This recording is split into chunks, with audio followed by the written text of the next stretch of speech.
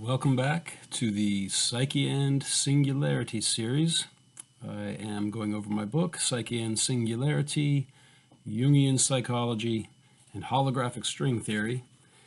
In this episode, I am going to go over the controversy surrounding the concept of a gravitational singularity. So in the last video, I went over Carl Jung's equation, Psyche equals highest intensity in the smallest space. In his Leap Day letter, February 29, 1952, he wrote a letter, and he concluded with that equation. So if you translate that equation in terms of general relativity, it means Psyche equals singularity, which is the root of my book, Psyche and Singularity. So I think it should be a point of interest that whether or not a singularity exists has been controversial since its discovery by Carl Schwarzschild in 1916. Einstein rejected the idea of a gravitational singularity from 1916 when Carl Schwarzschild introduced him to the concept that was derived from his own special theory of relativity. And other physicists such as Michio Kaku reject the idea. Sean Carroll rejects the idea of a singularity. Leonard Susskind seems to be on the fence. He implies that it does exist, and sometimes it doesn't. As we'll see, Wolfgang Pauli was also ambivalent about the concept, which is important for my book because I'm focusing on the relationship between Carl Jung and Wolfgang Pauli. Together, they looked for parallels between the laws of physics and psychology. So to say the psyche equals the singularity is the byproduct of the collaboration between Jung and Pauli. You have to bring up Pauli's Nobel Prize acceptance speech from 1946, where he says, probably we shouldn't have singularities in a final theory of quantum gravity, but on the other hand, nor should we use mathematical tricks to get rid of them. I will also in this video be talking about the Catholic Church. Pope Pius XII proclaimed in 1951 that the Big Bang Theory, which was discovered by the Jesuit priest George Lemaitre in 1927, it implies that all of existence came forth from the hands of the Creator. So that seems to equate the gravitational singularity with the Creator God. And I'll talk about how Stephen Hawking pointed out the papal proclamation of the Big Bang singularity, implying the existence of a creator God, how that inspired a lot of people to look for solutions to the theory of relativity that don't require singularity. So it's a lot of material to cover, and I will jump in here. So we're going over the book. This is page 111, and here's a quote from Carl Jung's Memories, Dreams, Reflections, his autobiography, which appeared after he died. It appeared in 1961. So he says, "The decisive question for man is he related to something infinite or not?" And in The Black Hole War, Leonard Susskind writes, "I suspect that infinity has been a prime cause of insanity among mathematicians." So the question, the controversy around the gravitational singularity is that it has infinite gravity, infinite density. And that causes time and space to stop and the laws of physics to break down. So this is a point that's pointed to by relativity theory, and yet it's not a material thing, and the laws of physics don't apply to it. So it appears to be some kind of a transcendental thing. It has a lot of the attributes of the idea of a creator God, and that causes controversy because physics is supposed to be looking for natural answers to the material world, not supernatural answers. And the idea of infinite gravity seems supernatural. So in the book, I go on to quote from Michio Kaku from a BBC documentary, Who's Afraid of a Big Black Hole? So that's one of my favorite documentaries about black holes. And I'm going to turn to page 308 because that's where I quote more extensively in the endnotes here. So the scene was Michio Kaku standing in front of a blackboard writing out the Schwarzschild solution to special relativity to show where the singularity in a black hole first showed up. And he's going to explain how this is a monstrosity and a horrible nightmare for physics. So here's what he said in that documentary, Who's Afraid of a Big Black Hole, which came out in 2010. So Michio Kaku, to a mathematician, infinity is simply a number without limit. To a physicist, it's a monstrosity. It means that, first of all, gravity is infinite at the center of a black hole, that time stops. And what does that mean? Space makes no sense. It means the collapse of everything we know about the physical universe. And he draws a rectangle around the infinity symbol that was produced by the Schwarzschild solution. And he says, in the real world, there's no such thing as infinity. Therefore, there is a fundamental flaw in the formulation of Einstein's theory. And he nods his head with conviction. So because Einstein's theory indicates the existence of gravitational singularities, Michio Kaku is convinced there must therefore be a flaw in the formulation of that theory, because there's no such thing as infinity in the real world. Well, I think I could agree there's no such thing as infinity in the material world, and even that would be dubious if you bring in the idea of parallel universes. It seems that there's probably an infinite number of parallel material universes. But how do you define the real? Is it just empirically observable material phenomena, or with things like the categories of space and time, which are not empirically observable? Are they also real? So I think in the real world, there is such a thing as infinity, and that the singularity is real. And furthermore, I think the singularity is what we call the self. It's also synonymous with what Jung called the God archetype, and the unus mundus, as I've said in previous videos. So I want to continue in that documentary, Who's Afraid of a Big Black Hole? So here is Andrew Strominger from Harvard University. He says, we know what a singularity is. A singularity is when we don't know what to do. And then Max Tegmark from MIT says, to me, what's so embarrassing about a singularity is that we can't predict anything about what's going to come out of it. Now, I could have a singularity here, and then boom, out comes a pink elephant with purple stripes, and that's consistent with what the laws of physics predict, because they don't predict anything. And then Strominger goes back to say, the singularity is when our understanding of nature breaks down. That's what a singularity is. So then, returning to Michio Kaku, pointing at the infinity symbol again on the blackboard, he says, Einstein realized there was a problem when he was shown this infinity, but he thought that black holes could never physically form. Therefore, it was an academic question. Sure, there was a problem in these equations. And he points to the infinity symbol, but it didn't matter because Mother Nature could never create a black hole.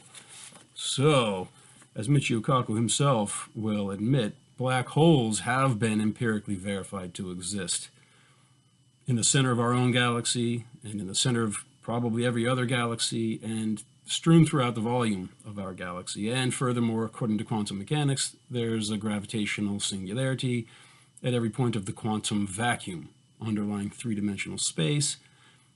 And there's a singularity at every point of the surrounding horizon of the cosmos, from where the Big Bang is radiating back in with the cosmic microwave background radiation. So I say there's singularities there.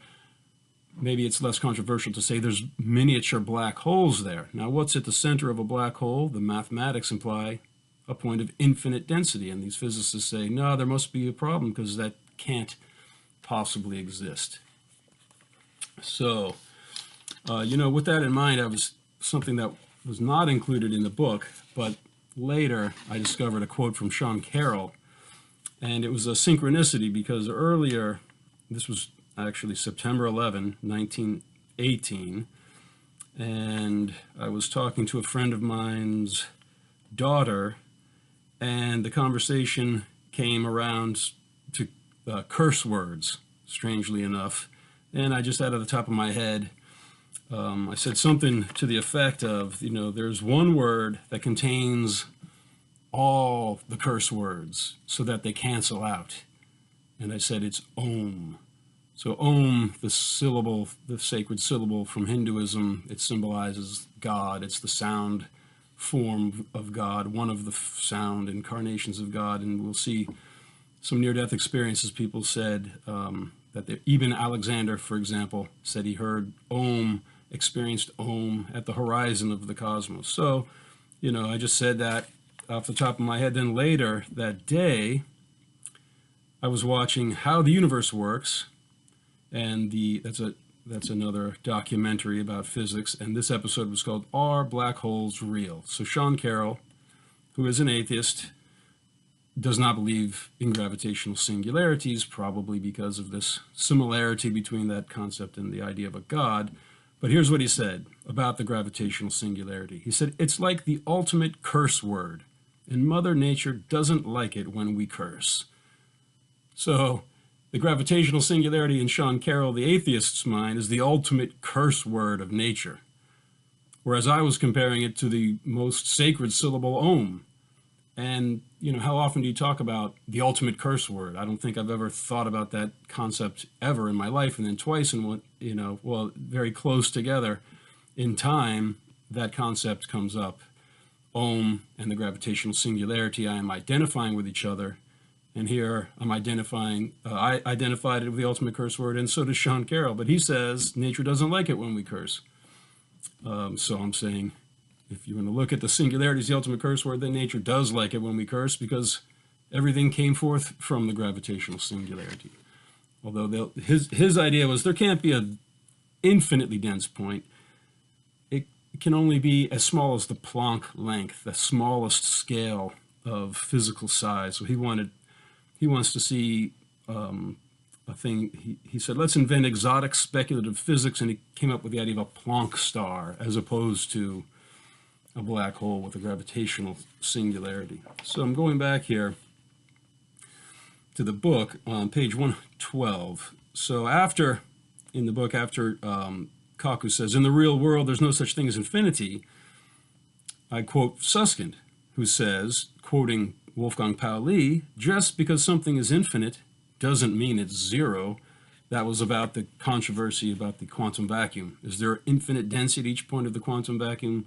Some physicists said that's impossible, therefore let's just get rid of them. And then Pauli says, just because it's infinite, meaning something seems to be wrong with the equations, doesn't mean it's nothing. Although ironically, a gravitational singularity is nothing because it's infinite in the sense of it has zero extension in space. It's nothing physical, and yet it has infinite gravitational effect. So, all right, so even though Wolfgang Pauli says just because something is infinite doesn't mean it's zero, you'd think that implies he believes in a point of infinite gravity. But here's a quote from his Nobel Prize acceptance speech of 1946. And when he's talking about a theory, the correct theory, he's talking about quantum gravity, combining general relativity with quantum mechanics. That's called quantum gravity. So he says, at the end of this lecture, I may express my critical opinion that a correct theory should neither lead to infinite zero-point energies nor to infinite zero charges, that it should not use mathematical tricks to subtract infinities or singularities, nor should it invent a hypothetical world, which is only a mathematical fiction, before it is able to formulate the correct interpretation of the actual world of physics. So he's saying a correct theory of quantum gravity, which is that's what string theory is. It's an attempt, it is a theory of quantum gravity. It works mathematically, but it hasn't been empirically observed. That's the flaw, the fatal debate about, is it really a scientific theory if it can't be empirically verified? So Wolfgang Pauli is saying there probably shouldn't be zero-point energies. On the other hand, you shouldn't get rid of them if they appear. You shouldn't get rid of singularities if they appear. And then he says, you shouldn't use mathematical tricks, nor should you invent a hypothetical world, which is only a mathematical fiction, before you're able to formulate the correct interpretation of the actual world of physics. That struck me as strange, because I thought that's what the law of theoretical physics is. You invent a hypothetical world, and you see if it can explain the empirical evidence and the mathematical evidence. And if it doesn't, you create another hypothetical world until you find one that matches. So at any rate, if he's saying you shouldn't create a hypothetical world, which is just a mathematical fiction, it implies he would be against Susskind and 't Hooft's holographic string theory, because it's hypothetical in the sense that it has not been empirically verified. Unless, of course, as I'll talk about in the next video, you accept near-death experience accounts of the cosmic horizon like Carl Jung's as empirical evidence. It's eyewitness testimony according to the eyewitnesses. Of course, I'm sure most material reductionists would say it was some kind of a brain anomaly, a figment of their imagination. So, at any rate, continuing here, Kaku goes on to explain later on in that video, Who's Afraid of a Big Black Hole? So from special relativity was derived the idea of a black hole. Schwarzschild's solution came up with the idea of a singularity in the center of an event horizon. When they try to combine special relativity and quantum mechanics, they can use mathematical tricks like renormalization to deal with the infinities that crop up in the quantum vacuum and the idea of singularities. But when you try to combine quantum mechanics with general relativity, those tricks don't work. And as Kaku explains, in fact, you get an infinite sequence of infinities, infinitely worse than the divergences of Einstein's original theory. This is a nightmare beyond comprehension. So the fact that singularities crop up everywhere when you try to combine general relativity and quantum mechanics for Michio Kaku is a nightmare beyond comprehension. Now, Michio Kaku is also openly an atheist. So what's a nightmare beyond comprehension for him, because it spells the end of physics and it implies some kind of a supernatural force, you know, that's a dream come true for someone who thinks there is such a thing as an infinitely powerful archetypal form that people have called God in the past. You can call it what you want, unus mundus, the self-archetype, but some kind of omniscient, omnipotent center of being from whom we're all expanding and in whom we're all going to be contracted. That's a religious idea. That's a nightmare beyond comprehension for atheists, and I think it revives hope for people who want to believe. If only reason would let them, I would like to believe in some kind of a supreme intellect in whom I can see a meaning in life and all the things that come with that. So that, I think, will lead us now to Stephen Hawking's discussion of the Vatican. So I'm going to go and look at this earlier in the book. So here's an endnote from endnote number 94. So in A Brief History of Time, Stephen Hawking explains how he reversed Roger Penrose's model of a star burning through its nuclear fuel and collapsing into a singularity, which he developed in 1965, building on Robert Oppenheimer's equations on the first day of World War I, as I've discussed, of the first day of World War II, 1939. And so Stephen Hawking, in 1965, asked his Dennis Sciama, his graduate advisor at Oxford University, if he could develop a theory of the Big Bang that just reverses Roger Penrose's equations. But now I know I'm going to be editing some of this, so let me just go back here. And here's what he says. Here's what Stephen Hawking says. He says, many people do not like the idea that time has a beginning, probably because it smacks of divine intervention. The Catholic Church, on the other hand, seized on the Big Bang model and in 1951 officially pronounced it to be in accordance with the Bible. There were therefore a number of attempts to avoid the conclusion that there had been a Big Bang. So notice what he says is, because the Catholic Church said that the Big Bang model is in accordance with the Bible, therefore a number of attempts to avoid the conclusion that there had been a Big Bang were developed. It wasn't because of some scientific problem. It was because, if the Catholic Church says that this is supporting the Bible, we don't like the Bible, we don't like the Catholic Church, therefore there must not have been a Big Bang.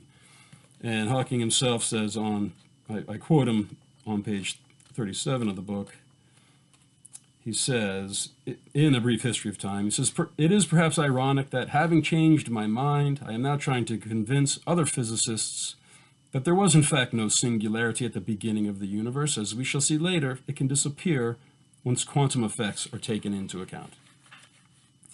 Okay, so Stephen Hawking believed in the gravitational singularity and gave us a model of the Big Bang emerging from a singularity. But then later, he went to a Vatican conference in 1981, and it made him decide that there isn't a gravitational singularity. The quantum effect is, when things get to be that small, as small as a singularity, they become a wave of probability. And that's the wave function of the universe. And that led to Hawking's idea of parallel universes. If the original singularity is a wave of probability, and each point in that wave could have been the universe, what happened to all the points in that wave that didn't become our universe? They manifested as parallel universes. He was building on Hugh Everett III's 1957 argument, his interpretation of quantum mechanics, that each wave of probability implies a parallel universe, the only difference between the two being the position of one particle in one wave of probability. So, now I'm going to now read from Pope Pius XII's his papal encyclical, The Proofs for the Existence of God in the Light of Modern Natural Science. Address of Pope Pius XII to the Pontifical Academy of Sciences, November 22, 1951. And here's what he says about the Big Bang, which was again developed by the Jesuit priest Lemaitre. He says, "In fact, it would seem that present-day science, with one sweeping step back across millions of centuries, has succeeded in bearing witness to that primordial fiat lux uttered at the moment when, along with matter, there burst forth from nothing a sea of light and radiation. Thus, with the concreteness which is characteristic of physical proofs, it has confirmed the contingency of the universe and also the well-founded deduction as to the epoch when the cosmos came forth from the hands of the Creator." So, the hands of the Creator. The cosmos coming forth from the hands of the Creator, that's what the Big Bang implies. That implies the gravitational singularity is the Creator God. And that, says Stephen Hawking, made a lot of physicists decide that there is no singularity and there was no Big Bang. All right, so some people believe, most physicists, I couldn't even say who does and who doesn't believe in the gravitational singularity, but the mathematics imply it's there. So you have to explain it away. You don't have to say, oh, there probably is an infinite point. You have to say, well, even though the math says there is, that would be impossible. There's no such thing as infinity. Okay, so with that in mind, I'm going to turn now to Carl Jung's 2 essays on analytical psychology. And he's talking about the archetype of the self. And his description here is very similar, I think, to the controversy about the singularity. He says, "This something is strange to us, and yet so near, wholly ourselves, and yet unknowable. A virtual center of so mysterious a constitution that it can claim anything. Kinship with beasts and gods, with crystals and stars, without moving us to wonder, without even exciting our disapprobation. This something claims all that and more, and having nothing in our hands that could fairly be opposed to these claims, it is surely wiser to listen to this voice." So when he says that this something, this archetype of the self, it can claim anything, kinship with beasts and gods, with crystals and stars. Now that reminded me of Max Tegmark's remarks about the gravitational singularity. In Who's Afraid of a Big Black Hole, I quoted him before. He says, "To me, what's so embarrassing about a singularity is that we can't predict anything about what's going to come out of it. Now I could have a singularity here, and then boom, out comes a pink elephant with purple stripes, and that's consistent with the laws of physics, with what the laws of physics predict, because they don't predict anything. So the gravitational singularity, you could claim that it has kinship with beasts and gods, crystals and stars, because infinity, it contains infinity. So there's no limit to what can come out of it. And that's what's so embarrassing about it," says Max Tegmark. And Carl Jung's admitting the same thing about the archetype of the self. And yet he says, "This something claims all that and more, and having nothing in our hands that could fairly be opposed to these claims, it is surely wiser to listen to this voice." So rather than saying, okay, there's a gravitational singularity, I don't understand it, anything can come out of it, so therefore let's reject it. Jung is saying the opposite. He goes, if you don't have some good alternative, then you should just accept it. And they're trying to get rid of gravitational singularities, but they have nothing with which to replace it. And it seems that the science points to a gravitational singularity. So continuing here with this excerpt from Jung, he says, I have called this center the self. Intellectually, the self is no more than a psychological concept, a construct that serves to express an unknowable essence, which we cannot grasp as such, since by definition it transcends our powers of comprehension. It might equally well be called God within us. The beginnings of our whole psychic life seem to be inextricably rooted in this point, and all our highest and ultimate purposes seem to be striving towards it. So I point out how what Carl Jung says about our psychic life being rooted to this point, and our purposes are always striving towards it, there's a parallel in the world of physics, in the history of physics. Because clearly, relativity theory says the beginnings of our whole physical world seem to be inextricably rooted in this point of infinite density. And the highest and ultimate purposes of physicists seems to be striving towards the singularity in the sense that they're trying to unify general relativity and quantum mechanics. That's the ultimate goal. And they're forced to do that because of the existence of gravitational singularities. It's infinitely dense with infinite gravity, so you must use general relativity, and yet it's infinitesimal. It's the smallest quantum particle, so you have to use quantum mechanics. So the same psychological attributes that this archetype of the self has, our beginnings of our whole psychic life are rooted to it, and our striving, our ultimate and highest purpose seems to be striving towards it.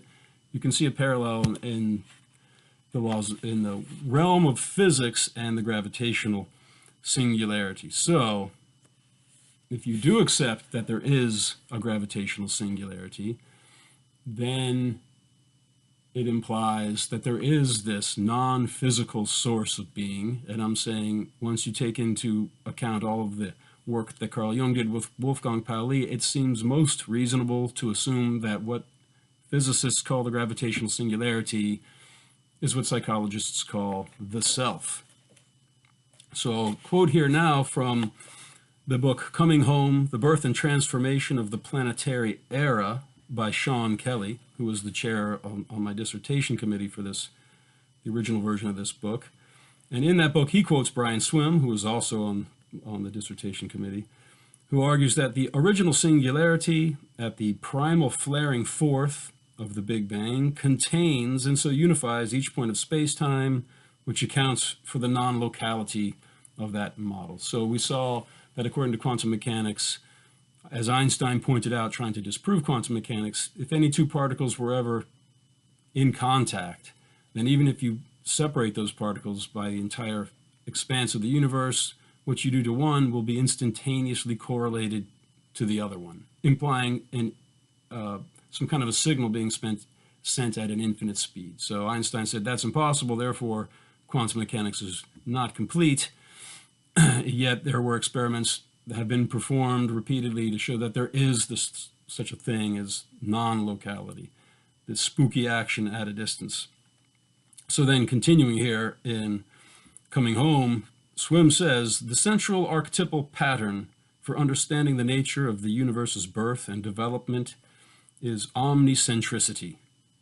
And he says, the consciousness that learns it is at the origin point of the universe is itself an origin of the universe. So what I'm working towards here is the idea of each of us as a self is one with the gravitational singularity at the Big Bang. But that gravitational singularity is also located at every point of the quantum vacuum, in the center of every black hole, and also at every point of the surrounding horizon of the cosmos.